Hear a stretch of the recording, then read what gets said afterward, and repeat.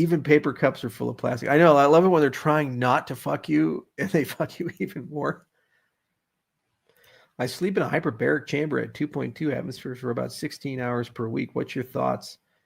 Well, the pressure's too high, and how the hell do you have that? That's not a fabric.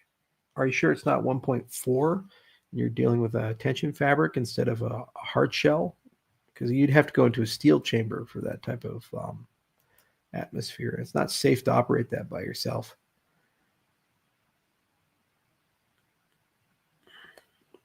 Thoughts on South Africa's race-based laws in the last 30 years? They're terrible. It's called black empowerment. And they say, oh, you have to have a certain amount of minority ownership and a black CEO and all this other stuff. And you end up creating all these shell companies that are in different jurisdictions. So they have a black CEO, but then there's these Dubai people that own it, or people in Zambia that own it, or something like that. And it hasn't achieved what they want to achieve, which is diversification inside the system.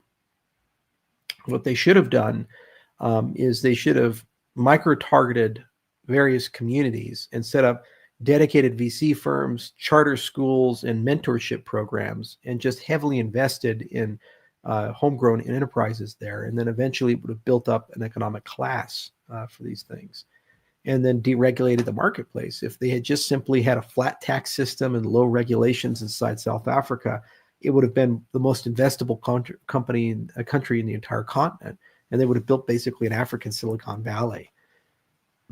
Instead, they're like, oh, we'll just have to reallocate stuff. And they've made it functionally impossible for foreign companies to come in effectively into South Africa. So they go to Zambia, or they go to Mauritius, or they just go off continent. They actually incorporate Dubai and then do business through like shell partnerships. And none of it ever goes back to those poor communities. It's very poorly done, those laws.